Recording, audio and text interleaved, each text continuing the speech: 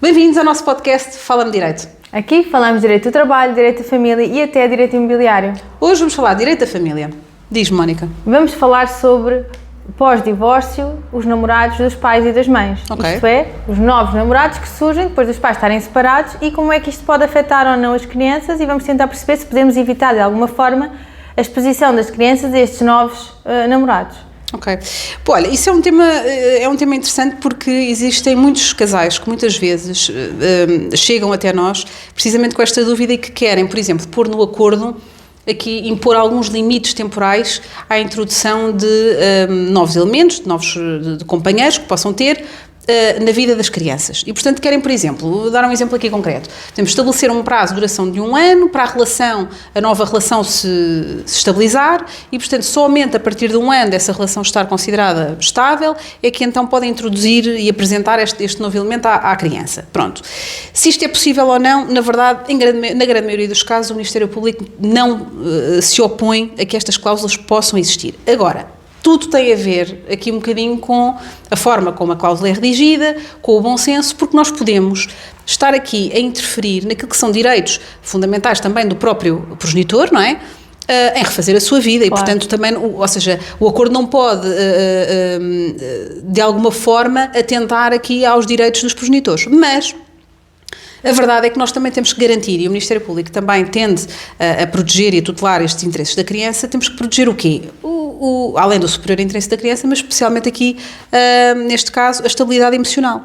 Portanto, um progenitor que está constantemente, por exemplo, a alterar ou seja, a mudar de companheiro, que tem várias relações amorosas num curto espaço de tempo.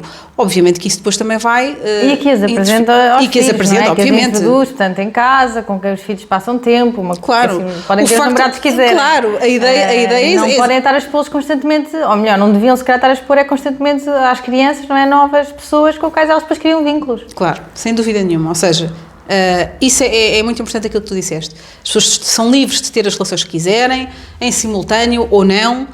A questão tem a ver só com a exposição da criança a esta variedade, ou seja, esta constante alteração destas figuras. Até porque as crianças também acabam por depois criar ali algum vínculo afetivo com estas pessoas que vão sendo apresentadas e isso pode criar, de facto, a tal instabilidade emocional. Que é o que queremos evitar. Que é o que queremos evitar. Ou seja, é importante que, de facto, a criança, especialmente quando estamos a falar de crianças de tenra idade, não é? E isso também é valorado depois em tribunal, quando se estão a discutir estes temas, mas perceber até que ponto é que, se nós partimos, se um dos progenitores parte para uma relação, mas que não está confiante com aquela relação, ou porque tem aqui um padrão de relacionamentos curtos, portanto, se calhar é melhor aguardar que aquela relação se estabilize, para então fazer esta introdução na vida da criança.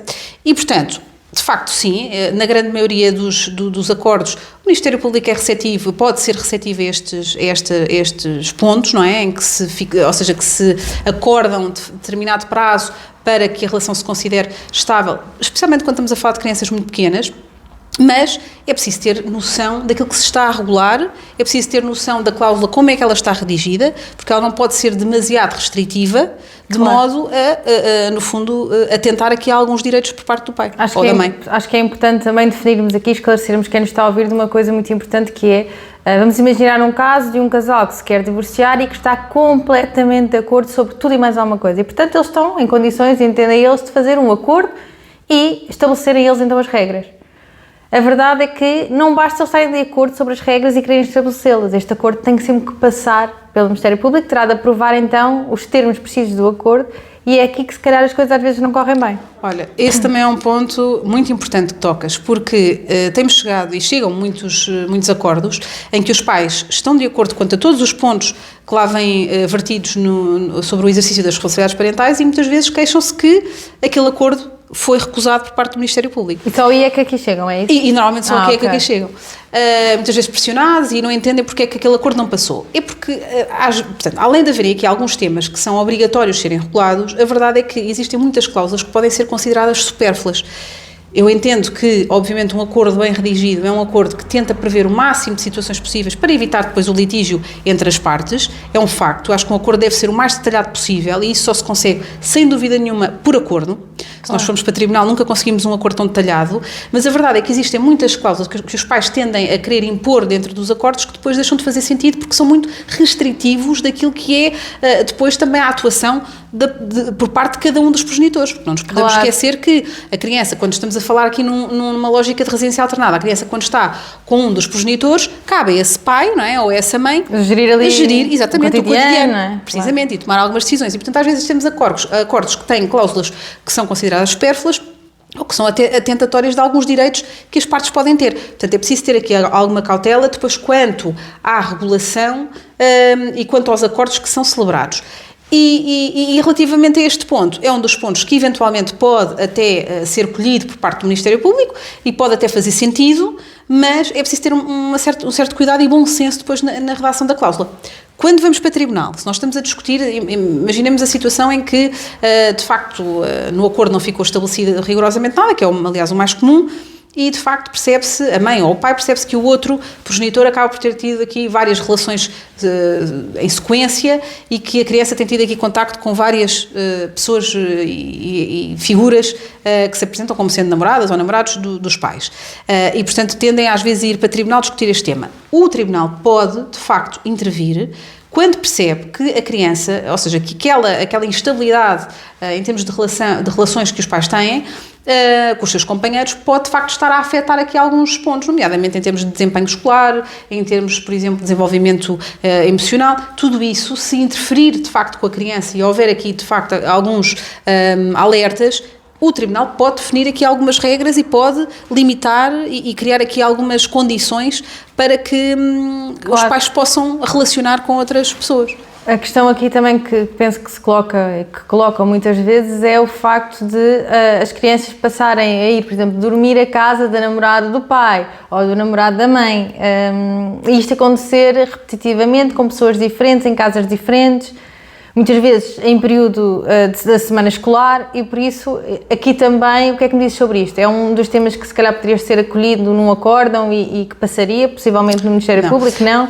Precisamente por isso que nós estamos a falar, que é, a criança deve ter o seu centro de vida, não é? Em casa de cada um dos progenitores. Portanto, já é suficientemente, não digo que seja difícil, mas já é uma adaptação necessária que a criança tem que fazer a dois ambientes distintos, ok? Claro. E, portanto, devem-se preservar estes ambientes, tal e qual como eles são. Portanto, a casa do pai e a casa da mãe.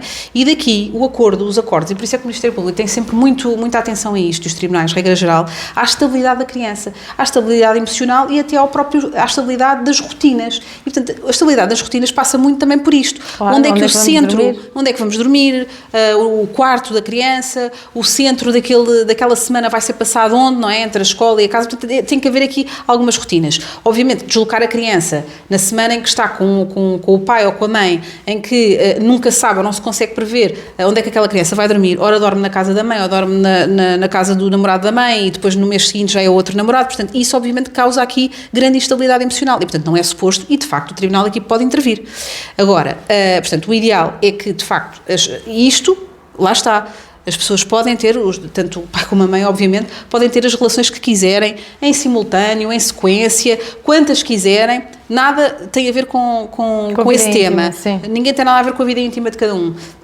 Agora, de facto, há aqui que pensar e que refletir sobre se essa relação deve ou não ser introduzida precocemente à criança, ou se deve-se aguardar pela estabilidade do relacionamento para então introduzir-se à criança. Portanto, basicamente é para aqui que o juiz olha. Ok, é um tema que eu até gostava que partilhassem connosco as vossas opiniões. Podem comentar aqui na caixinha das perguntas aqui no Spotify ou do YouTube, e vemos no próximo episódio de Fala-me Direito. Até lá!